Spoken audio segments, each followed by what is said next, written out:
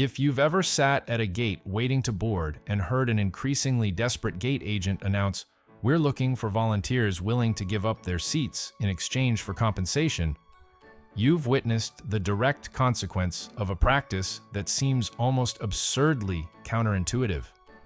Airlines are selling more tickets than they have seats. Not by accident, not because of some computer glitch. They're doing it deliberately, systematically, on thousands of flights every single day. And somehow, they've convinced regulators, courts, and much of the flying public that this is not only acceptable, but actually necessary for the entire system to function properly. So, how did we get here? How did it become standard practice for airlines to sell something they don't actually have? A business model that would get almost any other industry hauled into court for fraud. The answer is buried in decades of economic theory, regulatory evolution, and a rather uncomfortable truth about human behavior that airlines have gotten disturbingly good at predicting. To understand overbooking, you need to understand the problem it supposedly solves. Every commercial flight has what's called a load factor, which is simply the percentage of available seats that are filled with paying passengers. For an airline, an empty seat is revenue that vanishes the moment the boarding door closes. That seat can't be sold later. It can't be stored. It's just gone, representing pure loss in an industry where profit margins are notoriously razor thin. The average airline operating profit margin hovers somewhere between 2 and 5%, meaning that for every $100 in revenue, they may be keeping $3 after all expenses. In that environment, empty seats aren't just unfortunate, they're potentially catastrophic. But here's the thing that makes this whole situation possible. People don't show up. Not everyone who books a flight actually takes it. Business travelers change plans. People get sick. Meetings get canceled. Family emergencies happen. Weather forces people to miss connections. And crucially, many passengers who book tickets never actually intend to use them at that specific time. They might book multiple options and decide later. They might have refundable or changeable tickets. The industry calls these people who don't show up no-shows, and tracking their behavior has become something of a dark art for revenue management departments. The mathematics of no-shows gets complicated quickly, but the basic pattern is consistent enough to build a business strategy around. On average, somewhere between 2 and 5% of passengers don't show up for domestic flights, though the number varies wildly depending on route, time of day of week, fare class, and dozens of other factors. A Monday morning business route might see 8% no-shows. A Friday afternoon leisure flight might see 2%. Airlines have spent decades collecting data on these patterns, building increasingly sophisticated models that can predict with surprising accuracy how many people will actually board any given flight. This is where overbooking enters the picture. If an airline knows that historically 4 people don't show up for a particular Wednesday evening flight from Chicago to Atlanta, why not sell 154 tickets for a 150-seat plane?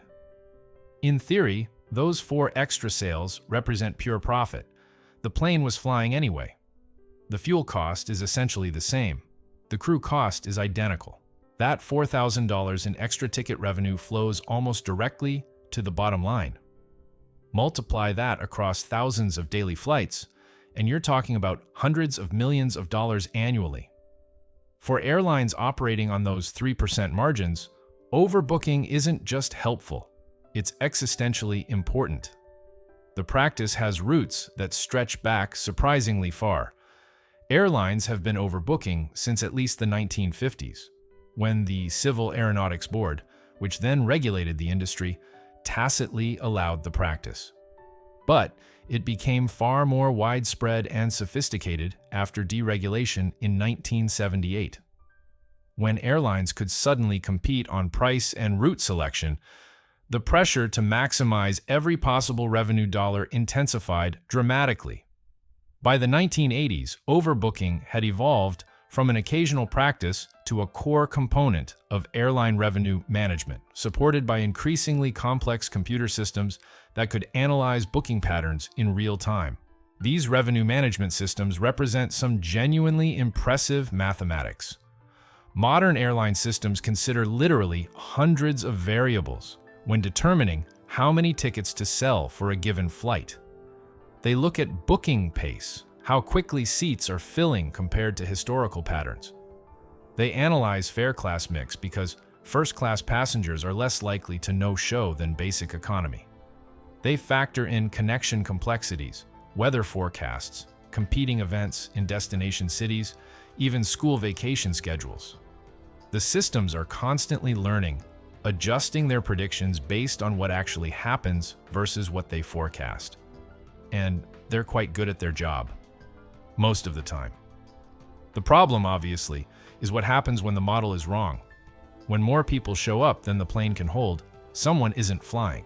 And this is where things get legally and ethically murky, because airlines have essentially created a system where they occasionally have to break a promise they explicitly made. You bought a ticket for a specific flight. That's a contract. But there you are at the gate, confirmed ticket in hand, and they're telling you the flight is full. They've sold your seat twice, and the other person got there first. The industry euphemistically calls this situation involuntary denied boarding, which might be the most sanitized term for "we're forcing you off a flight you paid for" imaginable. The Department of Transportation requires airlines to compensate passengers who are bumped involuntarily, and those compensation rules have teeth. For delays between 1 and 2 hours on domestic flights, you're entitled to 200% of your one-way fare, up to $775. For delays over 2 hours, that jumps to 400%, up to $1,550. International flights have similar rules with slightly different thresholds. But here's what makes the system work from the airline's perspective. They almost never have to pay those rates. Airlines have gotten extraordinarily good at not letting situations reach the involuntary denied boarding stage. Before it gets there, they start negotiating. This is why you hear those gate announcements. The airline would much rather pay you $400 in travel vouchers to voluntarily take a later flight than pay you $1,300 in cash because they involuntarily bumped you. And psychologically, the way they structure these offers is fascinating. They start low, maybe $200 or $300 in vouchers. If nobody bites, they creep it up. $400, $500. Keep increasing until someone takes the deal. It's a reverse auction where passengers compete to see who values their time least. The rate of involuntary denied boardings has actually plummeted over the past decade. In 2007, roughly 1.3 passengers per 10,000 were involuntarily bumped. By 2019, that number had fallen to about 0.3 per 10,000. That's not because airlines stopped overbooking. They're overbooking more than ever. But they've gotten much better at predicting no-shows and much more aggressive about securing voluntary bumps before resorting to involuntary denial.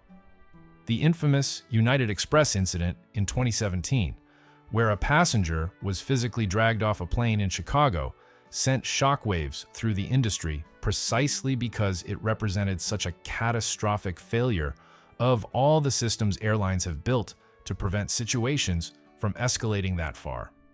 There's also the question of who gets bumped when things go wrong. Airlines have boarding priority algorithms that read like social Darwinism codified into software.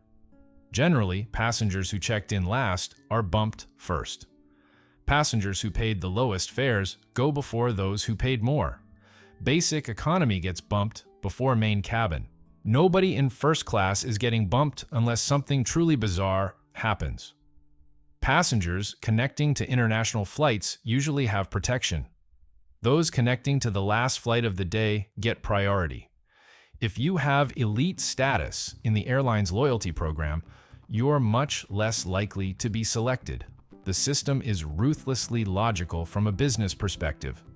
essentially protecting the airline's most valuable customers while putting its most price-sensitive, least loyal passengers at greatest risk. The economics of why airlines feel they need to overbook become clearer when you look at what flights actually cost to operate. A typical narrow-body jet, something like a Boeing 737 or Airbus A320, costs somewhere between $8,000 and $15,000 per hour. To operate, all expenses included. That's fuel, crew, maintenance reserves, aircraft financing, gate fees, everything. A 3-hour flight might cost $35,000 to operate. If that plane holds 150 passengers and the airline needs to cover costs and generate that 3% margin, they need to average roughly $240 per ticket. But tickets on competitive routes often sell for far less than that. You'll see fares at $89, $129. The airline makes up the difference by selling some seats at much higher prices, business class and last-minute fares that might run $800 or $1,200. The entire revenue management game is about balancing cheap seats that fill the plane against expensive seats that drive profit. Empty seats throw that whole equation off. Critics of overbooking argue that airlines could simply account for no-shows by raising fares slightly across the board.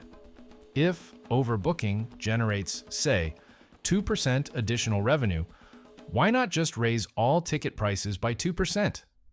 The airline perspective is that this would put them at a competitive disadvantage.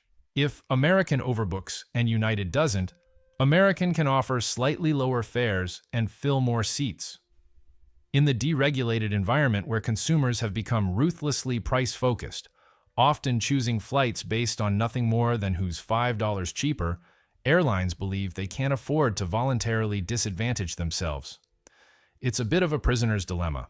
Everyone might be better off if nobody overbooked, but as long as someone is doing it, everyone else has to as well. There's also a legitimate question about whether overbooking actually benefits consumers in aggregate. Airlines argue that it does, that the additional revenue from overbooking allows them to offer lower fares overall. Some economic analyses support this. A study from researchers at several universities found that if airlines stopped overbooking, average fares would likely increase by 3 to 5% to compensate for the lost revenue. For most passengers who never get bumped, that would mean paying more on every flight to protect against an inconvenience that has less than a 0.03% chance of happening to them. From a pure utilitarian perspective, the math might actually favor overbooking, even though it feels deeply unfair to the unlucky few who end up bumped. The psychological impact of overbooking is probably more damaging to airlines than the actual economic cost. Even though involuntary denied boarding is statistically rare, the perception that it could happen creates anxiety.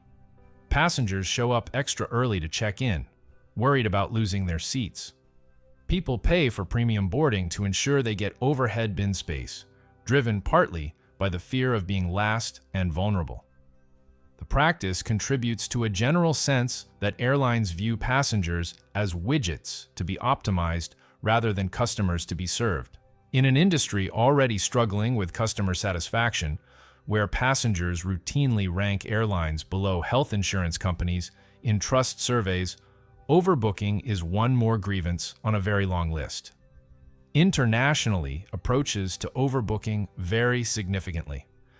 The European Union has compensation rules similar to the United States, requiring payment to bumped passengers, though the amounts are based on flight distance rather than ticket price.